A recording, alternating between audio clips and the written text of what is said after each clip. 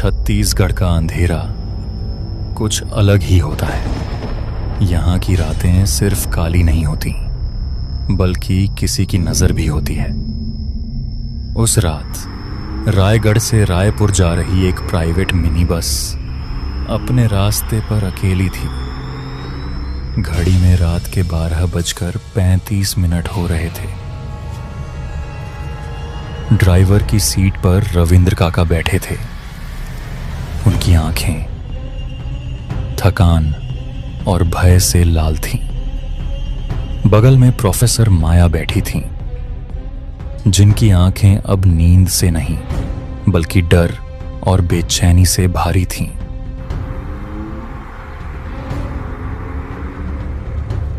काका, हम रास्ते में तो सही जा रहे हैं ना? फोन पर भी कुछ सिग्नल नहीं आ रहा। हाँ मैडम, इस इलाके में नेटवर्क नहीं होता है।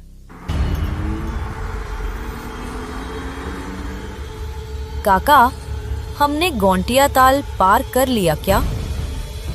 मुझे लग रहा है हम बहुत धीरे चल रहे हैं। गति कम क्यों है?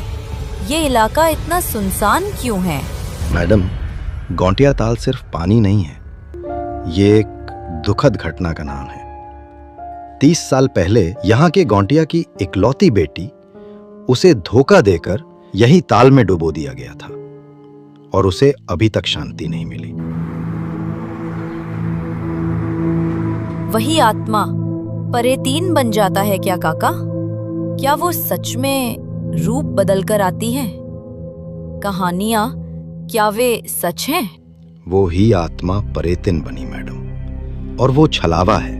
वो रूप बदल कर आती है, आदमी को रास्ता नहीं दिखाती बल्कि उसे जाल में फंसती है। वो आपको एक ही जगह पर घुमाएगी बार बार और मार देंगी।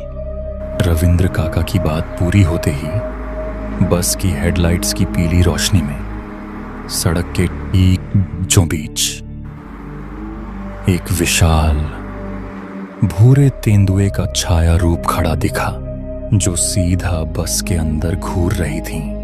बच्चे उसे देखकर थर-थर कांप रहे थे, मानो किसी की सुसु निकलने वाली हो। काका, तेंदुआ है!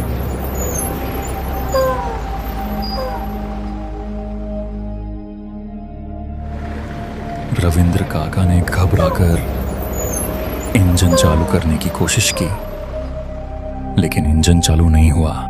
उन्होंने दूसरी बार कोशिश की, इस बार भी कुछ नहीं हुआ।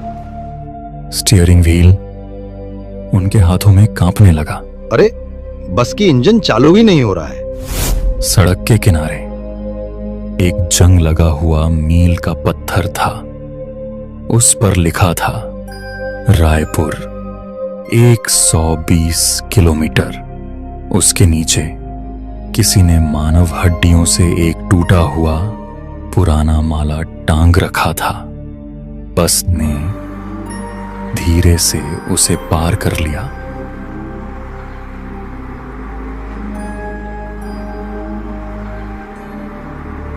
बस लगभग 15 मिनट तक लगातार दौड़ती रही। रविंद्र काका ने आंखें भींचकर गाड़ी चलाई। प्रोफेसर माया अपनी घड़ी पर नजर गड़ाए बैठी थी। 1:20 हो गए हैं काका। हम कम से कम 15 किलोमीटर आगे आ चुके होंगे। नहीं मैडम, घड़ी मत देखिए, यहाँ कुछ भी काम नहीं करता है। रविंद्र काका ने दाहिनी खिड़की से बाहर देखा। वही जगह है, वही टूटा हुआ मील का पत्थर और वहीं पर मानव हड्डियों का टूटा माला फिर से लटक रहा था।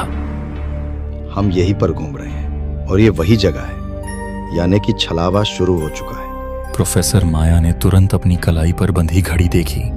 1:20 पर स्थिर मोबाइल पर समय 1 बजे दिखा रहा था। उन्होंने अपनी वैज्ञानिक सोच पर विश्वास खो दिया।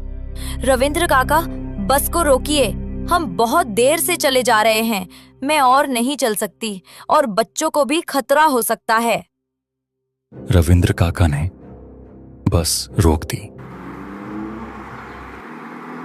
सभी बच्चे ध्यान से सुनो, एक पत्ता भी मत छूना। अगर कोई भी चीज छू ली तो वो छलावा या पॉलीथीन की गांठ बन जाएगी और वो तुम्हें खींच ले जाएगा।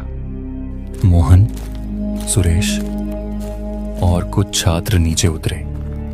हवा में अब लोहे की गंध और तेज हो गई थी। झाड़ी की ओर देखा और वहीं पर सुरेश और मोहन सुसु करने के लिए चुपचाप उस ओर चले गए। अबे मोहन, उसे देख। अबे उसे देख।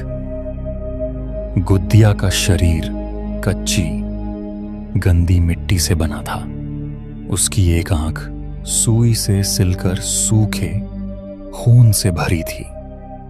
मोहन, ये सामान्य नहीं है, ये तांत्रिक कला है।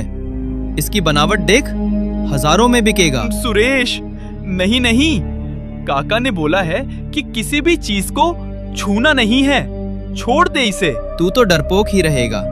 मैं इसे चोरी नहीं कर रहा हूँ, ये तो बस एक गुड़िया ही है। तो इसे किसने रखा होगा? किसको बता नहीं। बाबा टिल्लू ने।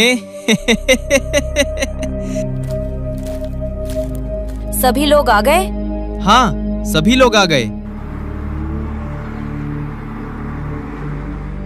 रविंद्र काका ने बाहर देखा। उसी जगह पर टूटा मील का पत्थर और हड्डियों का माला। बस अब वही रास्ता बार बार तय कर रही थी। हर 15 मिनट पर समय शून्य हो जाता था। प्रोफेसर माया ने खिड़की से बाहर देखा। सड़क के किनारे एक बस स्टॉप था। वहां एक औरत खड़ी थी और चेहरे पर मेकअप लगाए हुए और होंठों पर लाल लिपस्टिक लगाई हुई और मुस्कुरा रही थी। बस स्टॉप पर रसियन क्या कर रही है? उस औरत ने बस को देखकर लिफ्ट के लिए हाथ उठाया। काका रोको, हम मानवता नहीं छोड़ सकते। बस उस महिला के शरीर के आर पार गुजर गई। पीछे कोई तेज गति से बस का पीछा कर रहा था। रविंद्र काका ने बस को 120 किलोमीटर प्रति घंटे की रफ्तार से दौड़ा दिया, लेकिन उनका ध्यान अब सड़क पर नहीं था, बल्कि उनकी नजरें पीछे के शीशे में थीं। प्रोफेसर माया ने धीरे से पीछे देखा। दोनों आकृतियां बस के नजदीक आ चुकी थीं। रविंद्र काका ने अंतिम बल लगाकर बस को सड़क के किनारे तेजी से मोड़ता बस जंगल में घुस गई और एक विशाल पेड़ से टकराई।